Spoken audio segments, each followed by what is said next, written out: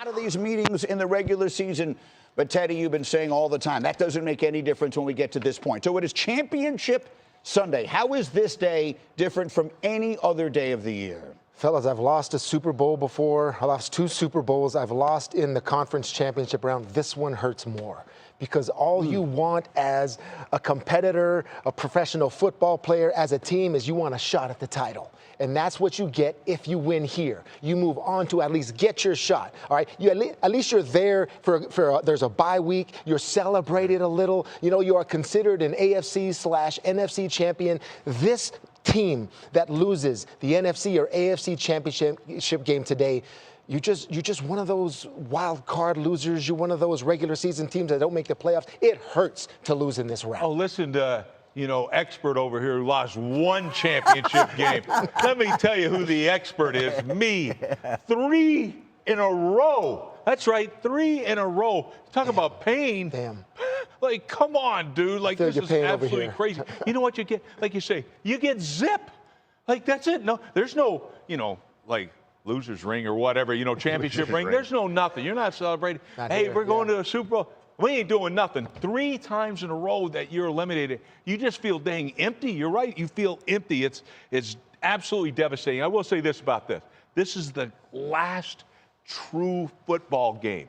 Because, look, there's no extra half times, all that celebrated. There's no billion people watching commercials and all. It's all about the game. That's what makes this the best. These teams got to earn their way to go into the Super Bowl. And for that very reason, don't you think there's more pressure on the Bills right now, right? Like, the Chiefs have been there, right? They're going for history. Like you said, 48 states rooting against them, right? The Bills, like, you haven't done it yet. You're right here. You're so close, right? And again, I just wonder if that mounts against them. And then again, on the flip side, like the Chiefs, you've been in this spot, Teddy. Like, they've almost become the Yankees, the Patriots, the villains, right? Like, everybody rooting against them, everybody picking the Bills. And listen, I know this is egging them on. I know this is egging Patrick on, right? Again, a chance to make history, right? How quickly last year at the Super Bowl celebration did he mention this year? Yeah, right? which is why.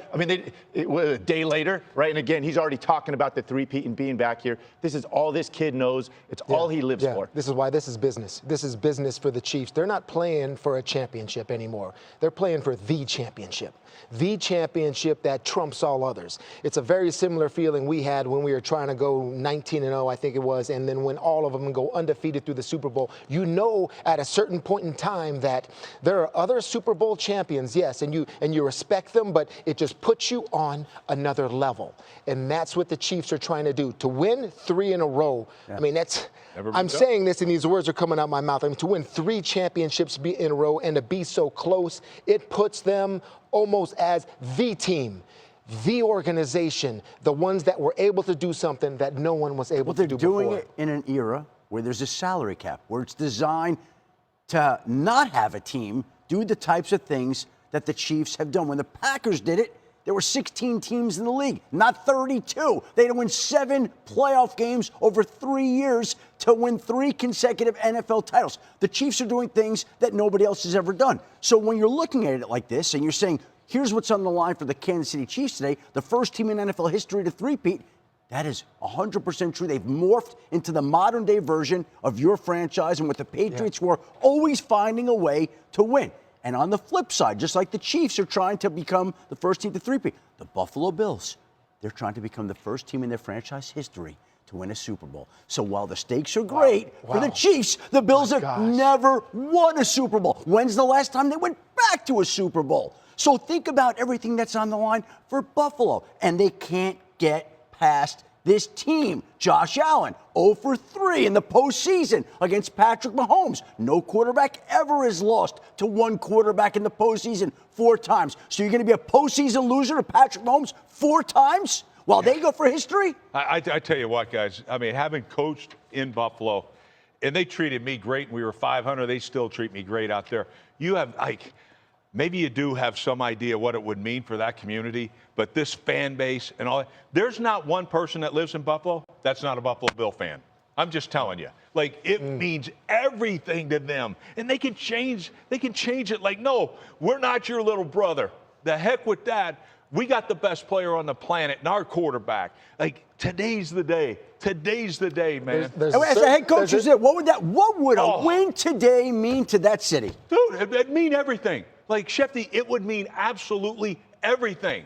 And I don't know if people realize it. Like, it would put our community, our everything, like, no, we are world champions. Like, I'm just telling you, champions of this game. Man. There comes a point in time where certain teams say enough is enough. And that's the whole city of Buffalo, this team, going against, you're seeing the Chiefs you saw the highlights and how they've always been able to overcome.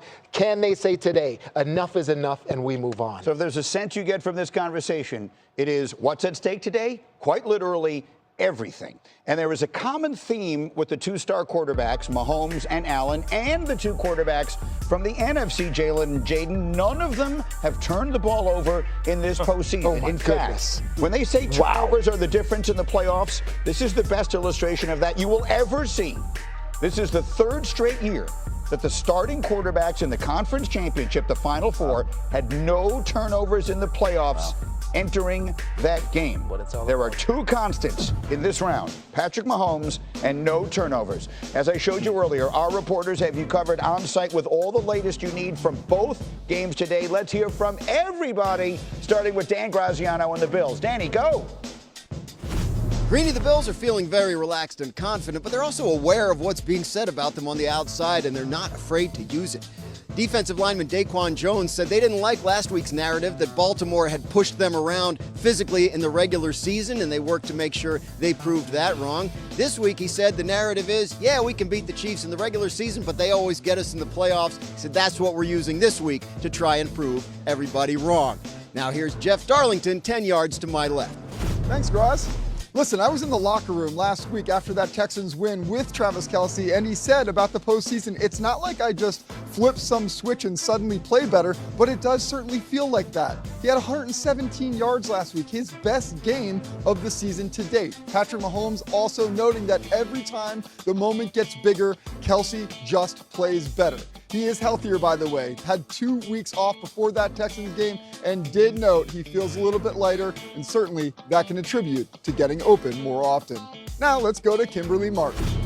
Jeff, these Commanders reflect Dan Quinn's love of physicality, and no mantra reflects his passion more than anybody, anywhere, anytime.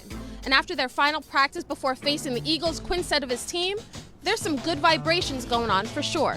All year long, I've been talking about championship game preparation. So when we got to this week, it wasn't going to feel different.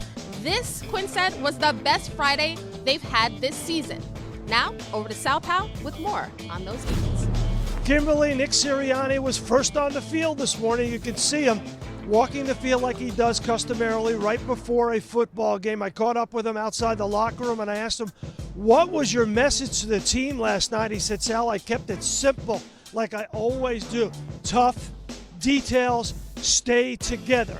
Now, as for Jalen Hurts, I watched him in practice on Thursday and Friday. No restrictions, but game speed is a lot different from practice speed. He will wear a brace, he says, on his injured left knee, but he thinks he's ready to go. We shall see in this football game. He had one message to the team. Bottom line, I look at this as a moment of arrival. Nothing has been accomplished yet. Michael? All right, Sal, thank you. So Jalen will have a knee brace on. He's also got a cool hat on. It's a Kango. He's getting ready for action today. Anyone see a limp? It's tight, too. You look okay to everybody there as he makes his way in? He's not limping, he's pimping. He's fine. Hey, you look good? Good. We'll keep a close eye on him as he warms up today. Obviously, his injury status, a huge storyline for that Eagles offense. As we roll on. Xin chào tất cả các bạn đã quay trở lại với kênh YouTube của mình. Video ngày hôm nay mình lại làm những video tô mổ để gửi tặng tất cả các bạn đây. Đây là những đồ vật, con vật của mình chuẩn bị tô mổ để gửi tặng tất cả các bạn. Đấy. Những sản phẩm của mình rất chi là nhiều, đây. Và không thể thiếu được hộp xăm màu của mình này các bạn ơi. Hộp xăm màu giúp mình tạo ra những sản phẩm tuyệt đẹp. Và bây giờ các bạn cùng theo dõi mình tô mổ nha.